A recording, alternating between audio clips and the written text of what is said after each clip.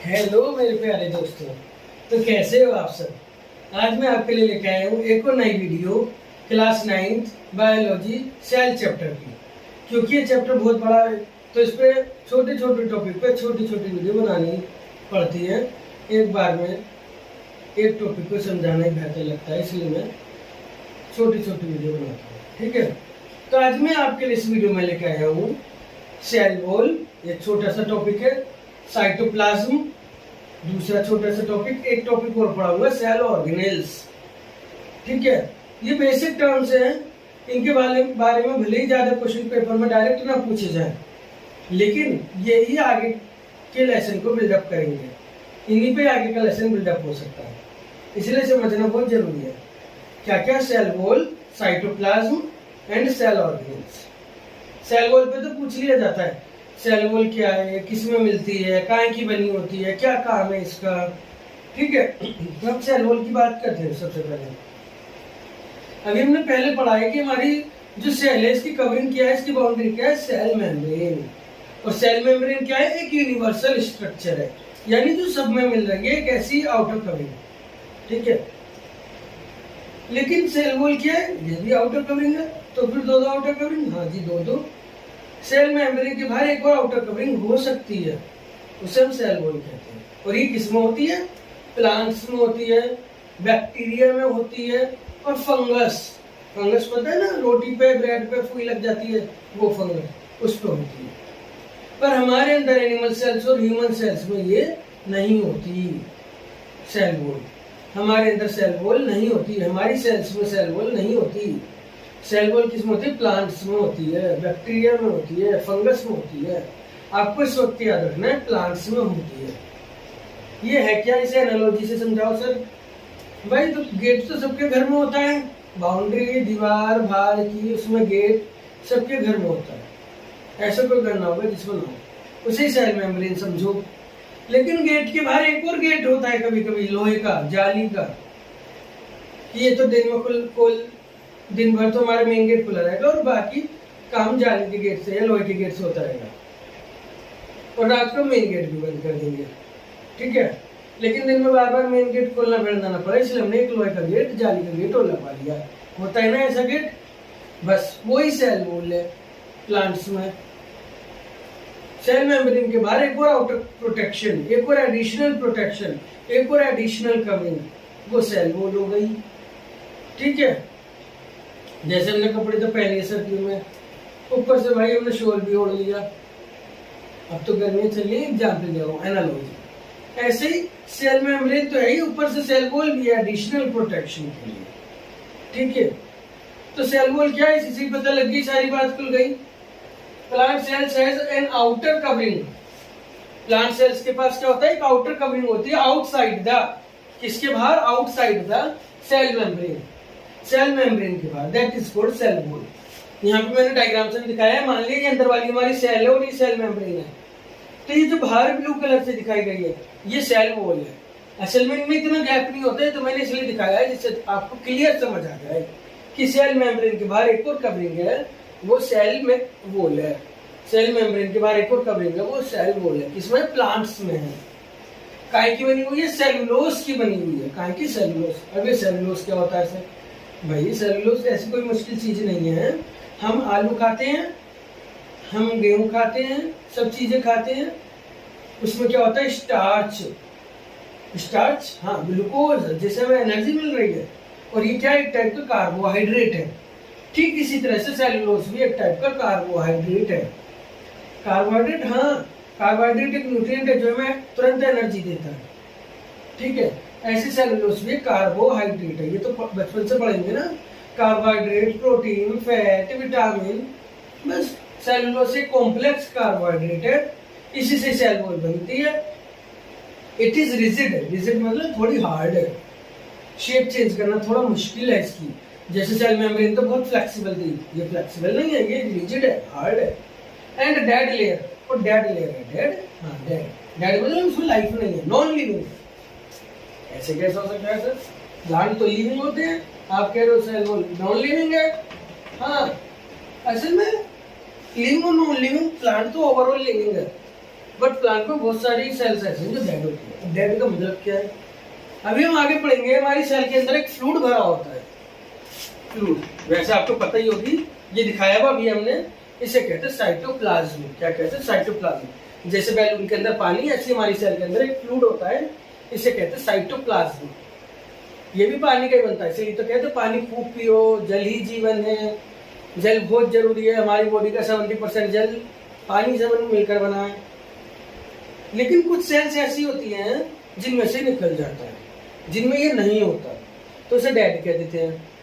ऐसे ही cell wall के आसपास जो स्पेस आप देख रहे हो, सेल मेम्ब्रेन और सेल वॉल के बीच, इसमें ये साइटोप्लाज्म नहीं होता, तो इसे हम डेड कह देते हैं। जहां साइटोप्लाज्म है वहां लाइफ है, जहां साइटोप्लाज्म नहीं है वहां लाइफ नहीं है। क्यों? क्योंकि वही जहां साइटोप्लाज्म है वहीं तो ऑक्सीजन पहुंच रही है, जहां साइटोप्लाज्म है वहीं तो न्यूट्रिएंट पहुंच रहा है। क्यों? क्योंकि वो इसी के अंदर तो पड़े हुए हैं। और जहां साइटोप्लाज्म नहीं है वहां ना न्यूट्रिएंट है ना ऑक्सीजन है, तो वो चीज डेड हो गई कि नहीं हो गई? क्योंकि उसमें लाइफ नहीं है, क्योंकि वो सांस नहीं लेगी, क्योंकि उसे ऑक्सीजन की जरूरत नहीं है तो वो डेड हो गई, उसे न्यूट्रिएंट की जरूरत नहीं है तो वो डेड हो गई। जैसे प्लांट से नारियल है, नारियल की जो रेशे होती है ऊपर से, आपने नारियल देखा होगा, खाया भी होगा, उसे छीला भी होगा, वो सब डेड सेल्स ही तो होती हैं, क्योंकि उसके अंदर साइटोप्लाज्म नहीं होता। ठीक है, तो ये सेलुलोज की बनी होती है, डेड होती है, नॉन लिविंग होती है, इस तरह से। अब इसके काम क्या है? जब रिजिड है तो प्रोटेक्शन प्रोवाइड कराएगी, हम तो कपड़े पहन लिए, हम तो घर में बैठे, पर प्लांट्स वो तो बेचारे पूरे दिन रात धूप में खड़े हैं, आंधी में खड़े हैं, बारिश में खड़े हैं, तो भगवान ने उन्हें पहले से एक एडिशनल कवरिंग दे दी उनकी माइक्रोस्कोपिक लेवल पे, सेल वॉल। तो it provide protection, it protected from infection and mechanical injury.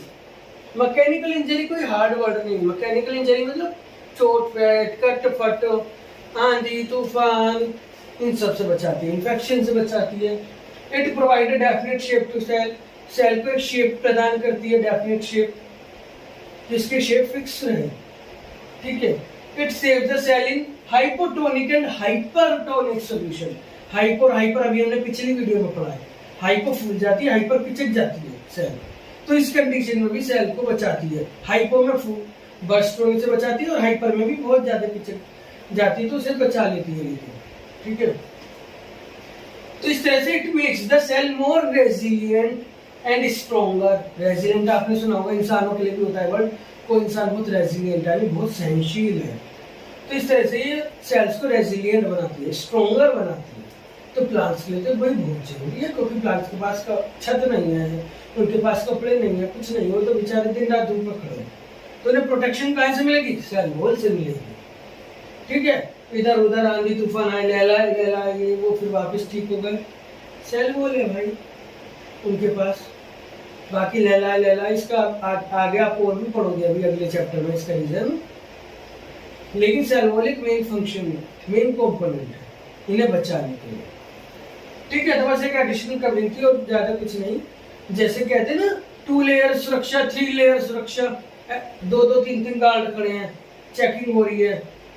जब आप जाते हैं मेट्रो में तो चेकिंग होती है, इस पेपर में जाते हैं अगर कॉम्पिटिटिव एग्जाम देने, बड़े हो गए तो नीट का एग्जाम हो गया, IIT का या कोई और भी CUET या कुछ भी, तो कई गार्ड खड़े होंगे, भाई पहले चेक कराओ। तो कोई सब सेल वॉल है, फिर सेल मेम्ब्रेन है यहाँ पर। ठीक है, अब आ जाता है साइटोप्लाज्म। साइटो वर्ड को तोड़कर देखो बायोलॉजी में, साइटो सेल, प्लाज्म मतलब फ्लूइड, सेल के अंदर भरा हुआ फ्लूइड साइटोप्लाज्म है। बस वर्ड से याद हो गया, साइटो सेल प्लाज्म फ्लूइड या लिक्विड।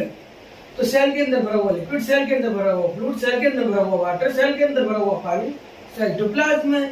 यही लिखा है, the fluid filled inside the cell, the fluid filled inside the cell is called cytoplasm. में दिखाया भी गया है, जैसे गुब्बारे के अंदर पानी भर दिया है, ऐसे सेल के अंदर भी पानी भरा है, वो सब साइटोप्लाज्म कह रहे हैं।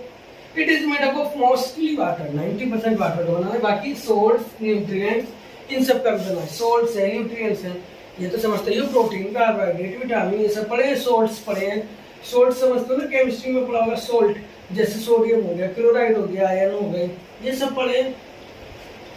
नमक तो हम खाते ही हैं वैसे भी। ठीक है, काम क्या है भाई, हर चीज का कुछ ना कुछ काम तो होता ही है। It contain many cell organelles, इसमें सारे सेल ऑर्गेनिल्स पड़े हैं। सेल ऑर्गेनेल्स ये क्या है भाई? अब ये क्या नई टर्म है? हमारी बॉडी देख रहे हो, आँख है, नाक है, कान है, जीभ है, टंग है, यानी कि हार्ट है, लंग्स है, स्टमक है, बहुत सारे ऑर्गन्स से मिलकर बनी है ना। ऐसे जो सेल है बहुत सारे ऑर्गेनेल्स से मिलकर बनी है। ऑर्गेनेल्स, ऑर्गन का छोटा रूप हो गया ऑर्गेनेल्स।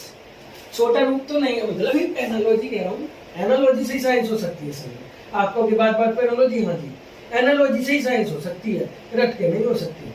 अब जैसे ये मेरे पास पेपर वेट है, आप ये समझो इसकी कवरिंग सेल मेम्ब्रेन है और इसके अंदर आपको जो ग्रीन ग्रीन कंपोनेंट्स दिख रहे हैं ना, ग्रीन ग्रीन, ये समझ लो सेल ऑर्गेनेल्स हैं, ठीक है। और इसके अंदर एक मेन पार्ट दिख रहा होगा इधर, ये न्यूक्लियस है, न्यूक्लियस में पढ़ोगे आप। तो इसी तरह से कंपोनेंट्स होते हैं सेल ऑर्गेनेल्स, ठीक है। जैसे एंडोप्लाज्म, राइटोप्लाज्म, गोल्जी बॉडी, माइटोकॉन्ड्रिया सुना होगा आपने, क्लोरोप्लास्ट जिसमें क्लोरोफिल होता है, प्लांट्स फोटोसिंथेसिस करते हैं, बचपन से पढ़ रहे हो तो क्लोरोप्लास्ट, न्यूक्लियस, ठीक है। तो ये सब इसी के अंदर पड़े होते हैं। जैसे गुब्बारा लिया, उसमें पानी भरा और उस पानी में आपने कुछ डाल दिया, ऐसे ही बस उसी साइटोप्लाज्म में ये सब पड़े हैं। It is the site of many chemical reaction, बहुत सारी केमिकल रिएक्शन यहीं पर हो रही है, बहुत सारी के ज्यादातर। जैसे रेस्पिरेशन, हमारी जो रेस्पिरेशन हम सांस ले रहे हैं ये तो ब्रीदिंग है, पर ऑक्सीजन अंदर जाकर जो एनर्जी प्रोवाइड करवा पा रही है वो रेस्पिरेशन है, और उसका आधा प्रोसेस हमारा साइटोप्लाज्म में ही होता है, बड़ी क्लास में पढ़ोगे। तो रेस्पिरेशन साइटोप्लाज्म हो रहा है, ऐसे डाइजेशन है, और भी बहुत सी चीजें, सभी चीजें सेल्यूलर लेवल पे हो रही है और सेल के अंदर ही हो रही है, ठीक है। तो ये सारे काम कौन है? साइटोप्लाज्म में है, सेल के अंदर जो पानी पड़ा है उसके अंदर हो रहे हैं, ठीक है। जैसे खाना आता है ना, पानी डाल के उसके अंदर ही तो खाना पकता है, सब्जी बनती है, दाल बनती है, ऐसे ही थोड़े ना दाल डाल दी और बन गई, मसाला डाल दिया और बन गए। पानी भी तो डालना पड़ेगा भाई, पानी के बिना कैसे काम होगा? ऐसे साइटोप्लाज्म है, साइटोप्लाज्म में सारे ऑर्गेनेल्स है, उसमें सारी रिएक्शन है। वो नहीं होगा तो फिर वो बैठेंगे कहाँ? चेयर, चेयर भी तो चेयर बैठने के भाई, तो उनके लिए ऐसे ही समझिए, ठीक है। तो इस तरह से सेल वॉल समझ आएगा। आउटर कवरिंग हो गई, प्रोटेक्शन दे दिया है, प्लांट में हो गई, सेलुलोज की बनी है।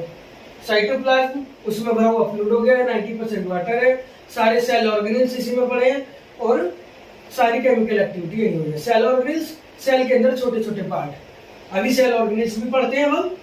तो सेल ऑर्गेनेल्स क्या होते हैं? जैसे हमारा घर है भाई, घर में क्या है? ड्राइंग रूम है, बेडरूम है, किचन है, मंदिर है, वॉशरूम है, हर चीज है। ऐसे ही हमारी सेल के अंदर भी बहुत सारे छोटे छोटे रूम्स हैं, छोटे छोटे कंपार्टमेंट्स हैं, छोटी छोटी स्ट्रक्चर्स हैं, उन्हें तो हम सेल ऑर्गेनेल कह रहे हैं। आप ही देखो, सेल पहले माइक्रोस्कोपिक है और सेल के अंदर भी कितनी बड़ी दुनिया है एक अपने आप में बसी हुई है, वो सब पढ़नी है, वो सब होती है cell organelles. Endoplasm, reticulum, Golgi body, mitochondria, क्या क्या हो रहा है भाई सेल के अंदर, हम भी तो देखें जरा। इतनी सी सेल में इतनी बड़ी काम, हाँ जी, इतनी सी सेल में इतने बड़ी काम। तो अब हम सेल ऑर्गेनेल्स पढ़ते हैं, एक सेकंड बस।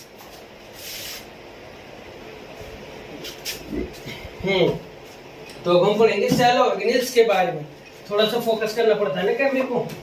सेल ऑर्गेनेल्स, तो सेल ऑर्गेनेल्स क्या है? हमारी सेल के बहुत छोटे छोटे रूम्स, बहुत छोटे छोटे कंपार्टमेंट। जैसे ट्रेन में बहुत डिब्बे के अंदर भी रूम्स छोटे छोटे बने होते हैं ना, जो एसी रूम होते हैं फर्स्ट वाले डिब्बे, उनके अंदर ऐसे ही, ठीक है। तो इन्हें सेल ऑर्गेनेल्स कहते हैं। एक बार साइंटिफिक लैंग्वेज में देख लेते हैं, क्योंकि साइंस में साइंटिफिक लैंग्वेज की थोड़ी सी इंपॉर्टेंस तो है ही।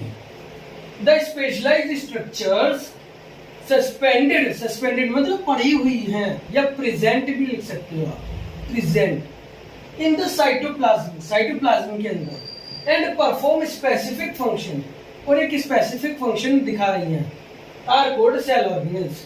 वो सब सेल ऑर्गेनेल्स है। जैसे हमारे समाज में पुलिस होती है, फायर ब्रिगेड होती है, और भी बहुत सारे ऑक्यूपेशन होते हैं, डॉक्टर होते हैं, सबके अपने काम है, टीचर का अपना काम है, ऐसे ही सैलून का अपना काम है, ऐसे ही सेल ऑर्गेनेल्स का भी अपना अपना काम है सबका, वो सेल के अंदर पड़े हुए हैं, ठीक है। तो इस वक्त बस ये बता रहा हूँ आपको, अभी चैप्टर में कौन कौन से सेल ऑर्गेनेल्स पढ़ने हैं। एक तो पढ़ना है endoplasmic reticulum.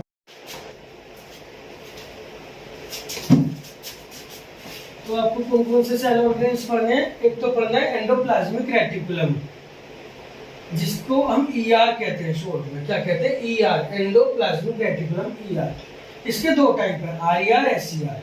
Rough endoplasmic reticulum, smooth endoplasmic reticulum, ये भी आप आगे पढ़ोगे। दूसरा गोल्जी बॉडी, जिसे हम गोल्जी कॉम्प्लेक्स भी कहते हैं। तीसरा लाइसोसोम, चौथा राइबोसोम, पांचवा वैक्यूल, छठा माइटोकॉन्ड्रिया और सातवां प्लास्टिड। इसी का एक टाइप होता है क्लोरोप्लास्ट, जो आप बचपन से पढ़ रहे हो, फोटोसिंथेसिस होता है जहाँ पर, क्लोरोफिल। ठीक है, तो इस तरह से आपको 7 सेल ऑर्गेनेल्स पढ़ने हैं। कौन कौन से एक बार फिर देख लो, ER, endoplasmic reticulum, Golgi body, lysosome, ribosome, vacuole, mitochondria. Mitochondria भी आपने सुना होगा, power house of cell, energy बनाता है, और प्लास्टिड, क्लोरोप्लास्ट। ठीक है, तो मिलते हैं अगली वीडियो में। Thank you so much.